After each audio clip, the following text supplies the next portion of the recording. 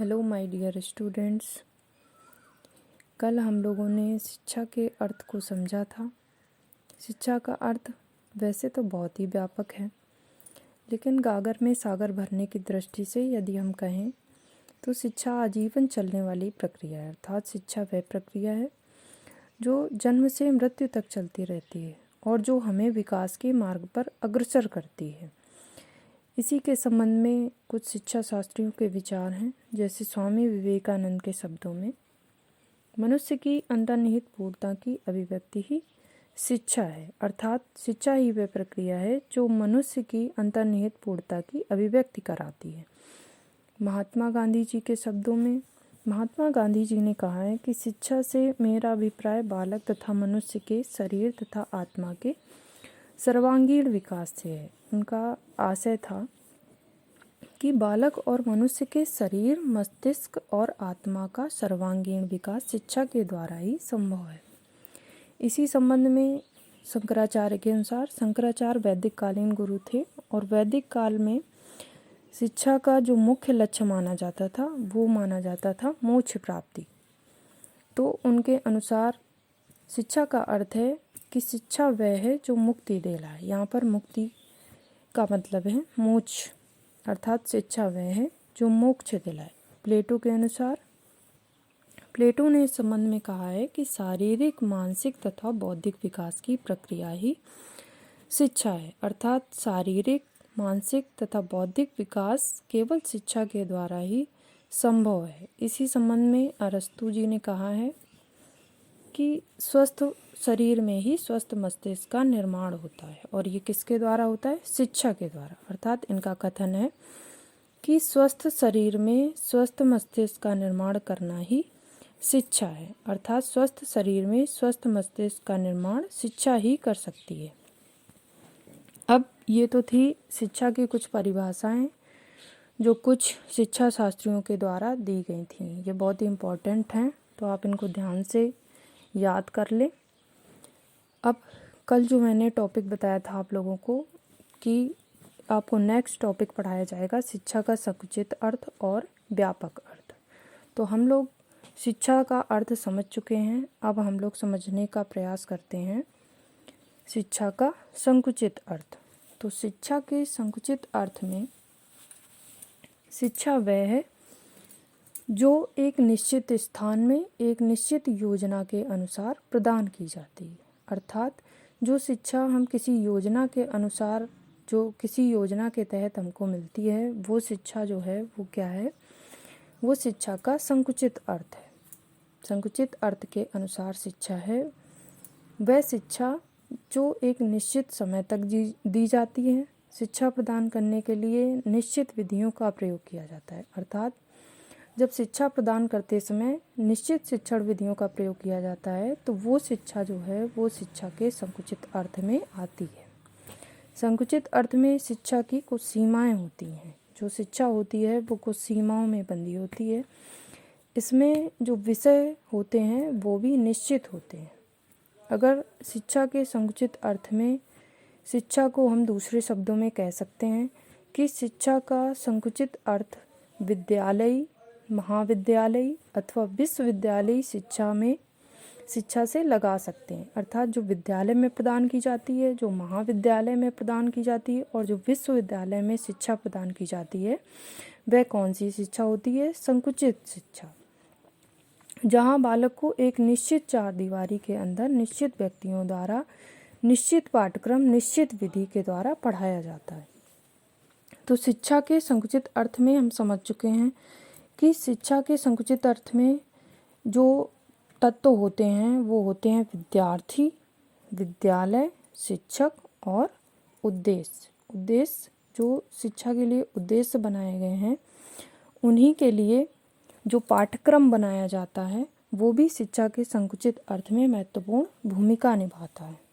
अर्थात वैसे मुख्य रूप से शिक्षा के संकुचित अर्थ में चार तत्व ही महत्वपूर्ण भूमिका निभाते हैं। उनमें पहला है विद्यार्थी, दूसरा है विद्यालय, तीसरा है शिक्षक और चौथा है उद्देश्य।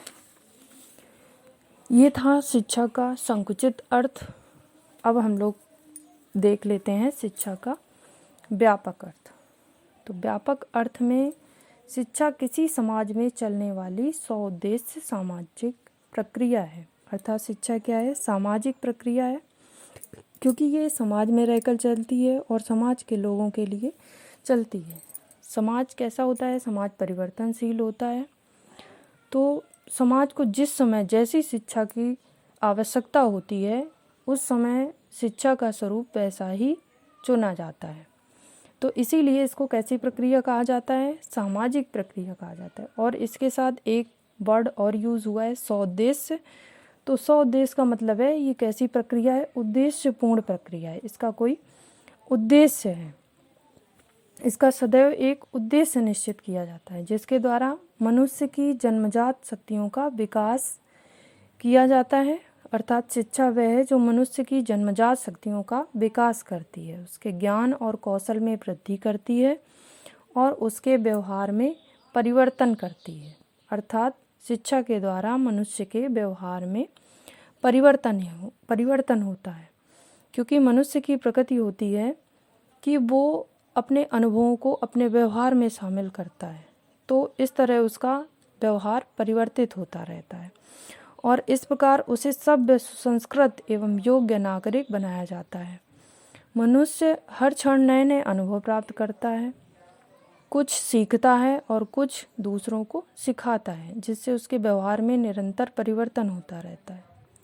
मनुष्य का यह सीखना सिखाना विभिन्न समूहों, उत्सवों, पत्र पत्रिकाओं, दूरदर्शन आदि से अनौपचारिक रूप से होता है।